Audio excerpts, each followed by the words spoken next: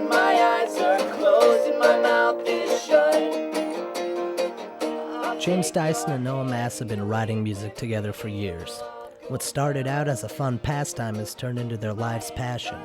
Music now rules almost every aspect of their lives and is turning into a promising career for both. Well, it was when I was in 7th grade, so what's that, 9 years ago? 9 years ago. That's when we first started playing together as a band. And that was a band called Atlas. Well, I was in 2 bands at that time. I was in a $12 refund, so I actually started off in 2 bands, and then we ended up kind of going the way where everybody else actually cared about the music, or, started as a joke. So. Okay, so yeah, I started my first recording studio about 7 or 8 years ago in my tiny bedroom in Carson, Iowa. Wasn't it just like one microphone? Yep, one microphone, had a little $100 mixer and a few computer programs. And did we only have like 8 tracks to use? 8 tracks to use on each song. And now we do all of our recording here at Discovery 120 Studios. James and Noah told me that their progression from playing for fun to taking their music seriously came fairly quickly.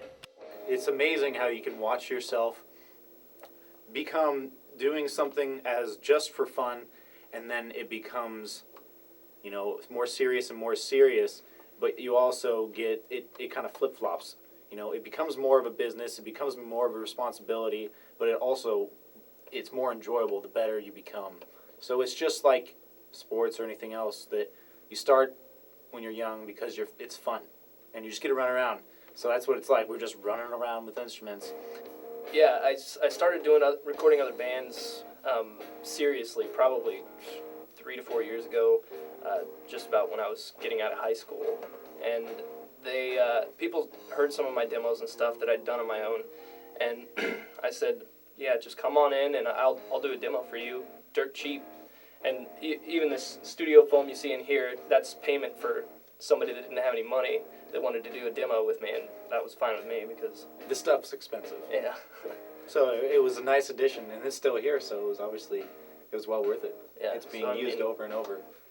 Yeah, so working with other bands has been a lot of fun. It hasn't been a cash cow by any means yet, but I'm working on it. James and Noah told me about what their inspiration is when they write music. Well, about 98% of the time, I'd say that a song is inspired by girl problems. Almost every time, would you say? Yeah, it's hard to write a love song. It's not so hard to write a hateful love song. Yeah. And I've written quite a few of those. When I write a song, I'm thinking about something in particular. And that's if you're not thinking about anything when you're writing a song, then it's just pretty shallow. Yeah. You don't want to force art by any means, but within the music business, there's deadlines, and there's things like that, which is nice that we can just do this whenever we're free. There's no real pressure to sound amazing. There's no dates to have things done by. It's just kind of by the seat of your pants. Your future's knocking at your door.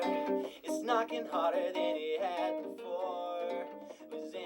James and Noah may not know what the future holds, but they hope to be playing music for the rest of their lives. There's no way that I'm ever going to stop recording and writing my own music, because that's just ridiculous, because that's pretty much how you get all of your negative energy out.